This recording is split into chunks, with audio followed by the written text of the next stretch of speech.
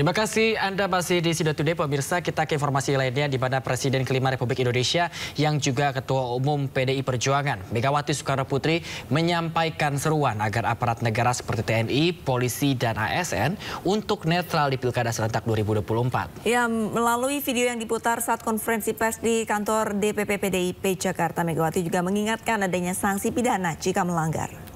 Tidak boleh ada kekuatan manapun yang dapat menghalang-halangi kebebasan rakyat untuk memilih. Kepada seluruh aparatur negara, pejabat kepala daerah, TNI, Polri, aparatur sipil negara, camat hingga kepala desa, saya serukan sebagai rakyat juga yang punya hak yang sama untuk bersikap netral dan tidak boleh berpihak. Ingat bahwa Mahkamah Konstitusi telah mengambil keputusan yang sangat penting bahwa aparatur negara yang tidak netral bisa dikenakan sanksi pidana. Itulah makna keputusan MK nomor 136 garis miring PUU strip 22 tahun 2024 melalui revisi pasal 188 Undang-Undang nomor 1 tahun 2018. Pasangan calon gubernur dan wakil gubernur Jakarta nomor urut 3, Pramono Anung dan Rano Karno kembali bertemu mantan gubernur Jakarta Anies Baswedan di kediamannya di wilayah Lebak Bulus. Iya, pertemuan kali ini juga diikuti oleh Forum Ulama Habaib atau FUHAB. Pramono Anung dan Rano Karno tiba di kediaman Anies Baswedan di kawasan Lebak Bulus, Jakarta Selatan Rabu pagi. Pramono dan Rano kemudian langsung masuk ke rumah dan disambut hangat Anies Baswedan. Pramono dan Rano berterima kasih telah mendapat kesempatan bersilaturahmi dengan para ulama. Sementara itu Anies menjelaskan tujuan pertemuan tersebut untuk berjuang bagi warga Jakarta. Terlihat Pramono, Rano, Anies serta para ulama yang hadir berpose 3 jari yang identik dengan nomor urut pasangan Pramono Rano dalam Pilgub Jakarta.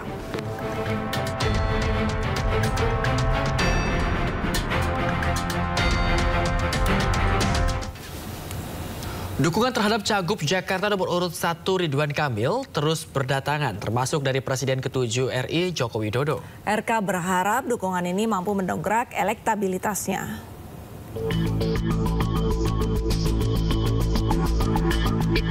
Presiden ke-7 RI Joko Widodo bertemu dengan calon gubernur Jakarta nomor urut 1 Ridwan Kamil. Keduanya menghadiri acara pengukuhan Ketua Wilayah Perkumpulan Keluarga Besar Putra Jawa Keturunan Sumatera atau Puja Kesuma DKI Jakarta.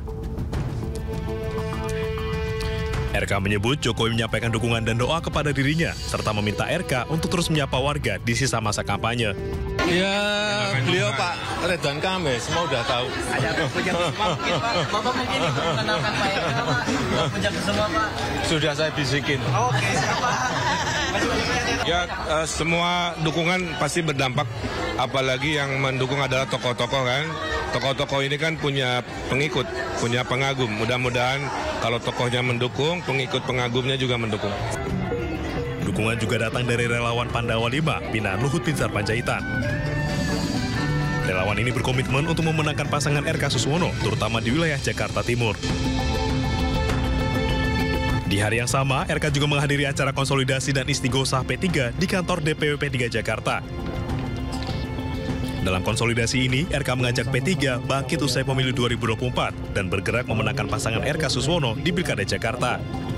RK juga berjanji akan membantu P3 meraih kembali kejayaan mereka di Jakarta jika terpilih menjadi gubernur. Dari Jakarta, Tim Liputan iNews melaporkan. Calon Gubernur Jakarta nomor urut 2 Dharma Pongrekun menyapa warga di sisa waktu masa kampanye Pilkada 2024. Iya, Dharma juga sempat menyindir paslon lain yang meminta dukungan dari sejumlah tokoh di akhir-akhir masa kampanye.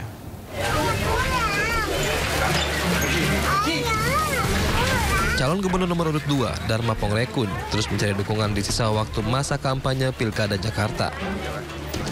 Dharma menyambangi satu persatu warga di Kelurahan Cipinang Muara, Jatinegara, Jakarta Timur, Rabu siang.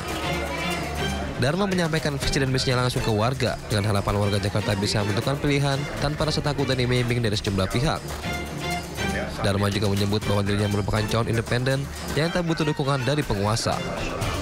Ya, kami di sisa waktu 7 hari ini memanfaatkan komunikasi secara batin dengan warga dan meminta kepada warga untuk jangan sia-siakan kesempatan 7 hari ini, karena kalau salah dalam menentukan keputusan, maka menyesal kemudian tidak ada gunanya. Keputusan warga ini adalah keputusan yang terbaik berdasarkan hati nurani, bukan karena iming-iming, bukan karena ditekan-tekan atau ditakut-takuti. Jangan takut, ada Tuhan. Jangan takut dengan siapapun juga. Sebelumnya di akhir masa kampanye Pilkada Jakarta, masing-masing calon terus mencari dukungan dari orang berpengaruh di tanah air. Bahkan Presiden ke-7 RI Joko Widodo turun langsung untuk mengkampanyekan salah satu paslon. Dari Jakarta, Rio Manik, iNews melaporkan. Debat ketiga pemilihan Gubernur Jawa Tengah digelar pada Rabu malam dengan menghadirkan kedua paslon, yaitu Andika Perkasa Hendar Prihadi dan Ahmad Lutfi Taj Yassin. Dan dalam debat tersebut, Ahmad Lutfi menjawab pertanyaan terkait menghadapi bonus demografi dan lapangan pekerjaan di Jawa Tengah. Menanggapi anggapan Andika Perkasa dalam pertanyaan tersebut, Ahmad Lutfi menyebut jika SDM masyarakat Jawa Tengah tidak memenuhi kualifikasi yang dibutuhkan perusahaan, maka lapangan pekerjaan yang ada tidak dapat menyerap tenaga kerja. Baik, terima kasih Saudara Moderator. Ketenaga kerjaan memang menjadi PR kita bersama. Tentu yang paling utama adalah bagaimana pendidikan kita dapat kerja. Oleh karena itu, apabila saya dengan Gus Yassin nanti terpilih, saya pastikan bahwa kurikulum pendidikan kita harus mendekatkan kepada kesempatan kerja. Sehingga lulus sekolah dapat kerja. Itu yang pertama. Oleh karena itu, yang tidak kalah pentingnya, untuk UMKM juga kita tingkatkan. Kita tahu UMKM kita yang mikro, kita dampingi permodalannya. Setelah kita dampingi permodalannya, kita dampingi penjualannya. Sehingga UMKM mikro kita bisa naik kelas menjadi UMKM kecil dan menengah. Dan juga hasil serapan tani bagi para buruh-buruh tani kita. Kita punya namanya jam kerida, kita punya namanya Jateng berdikari, di mana dua hal ini yang bisa mengangkat daripada petani kita terkait gagal panen, terkait dengan bagaimana stabilisasi harga kita lakukan. Ini semua untuk menjamin bahwa buruh kita akan mampu mengangkat ekonomi dalam hal ini Jawa Tengah. Bagaimanapun juga ini ada keterkaitan. Jawa Tengah adalah merupakan lumbung pangan nasional sebagaimana RPJM kita. Terima kasih.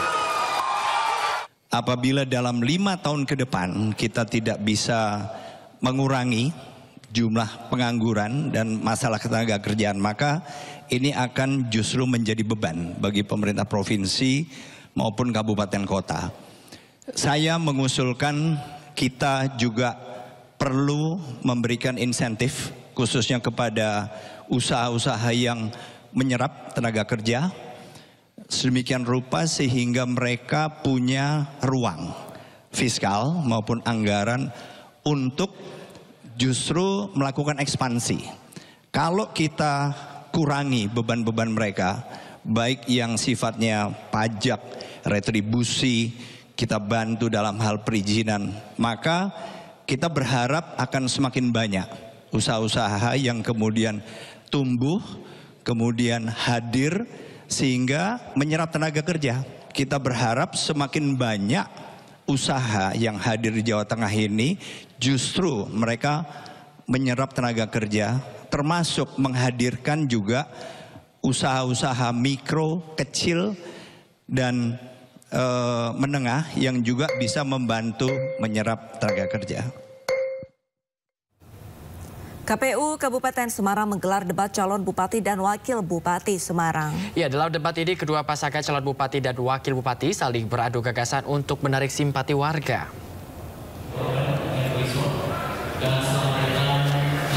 Debat calon Bupati dan Wakil Bupati Kabupaten Semarang digelar oleh KPU Kabupaten Semarang di Kabupaten Semarang. Dua paslon yang mengikuti debat Pilkada Kabupaten Semarang, yakni paslon nomor urut 1, Ngesti Nugraha dan Nur Arifah, dan juga paslon nomor urut 2, Nurul Huda dan Yarmuji. Pada debat ini, kedua pasangan calon bupati dan wakil bupati saling beradu gagasan untuk menarik simpati warga Kabupaten Semarang. Dukungan serta yel-yel kedua paslon di dalam ruangan debat menambah suasana debat paslon bupati dan wakil bupati Semarang semakin meriah. Debat terbuka untuk mensosialisasikan visi dan misi pasangan calon ke masyarakat. Saya, Bu Narifa bersama Pak Nurul, Pak Yarbuji, semuanya sahabat. Jadi tadi setelah selesai, kemudian saya rangkul, saya peluk, dan itu juga sahabat kita, sahabat kami, sahabat saya. Jadi yang terpenting adalah pelaksanaan demokrasi pilkada berjalan lancar, kemudian pasangan mutiara bisa menang, masyarakat adem ayem kondusif, itu yang kita minta. Kita cukup senang dengan ada sesi debat publik ini, debat calon bupati dan wakil bupati yang secara langsung di masyarakat luas bisa tahu tentang apa isi calonnya idolanya. Di Kabupaten Tangerang, Banten, pemaparan visi misi saat kampanye digelar pasangan calon Bupati Tangerang nomor urut 2, Maisyal Rashid Intan Nurul Hikmah, yang digelar di lapangan Lugano Park Citra Raya. Beberapa program juga disampaikan di hadapan para pendukung, diantaranya sekolah gratis hingga mobil ambulans gratis tiap desa. Kampanye yang digelar bersama pasangan calon Gubernur Banten, Andra Soni Dimyati ini dipadati warga. Pilkada Kabupaten Tangerang diikuti 3 pasangan calon yang akan memperebutkan suara pemilih. SD, SMP, swasta di Kabupaten Tangerang. Nanti akan kita tuangkan dalam bentuk surat keputusan bupati, peraturan bupati.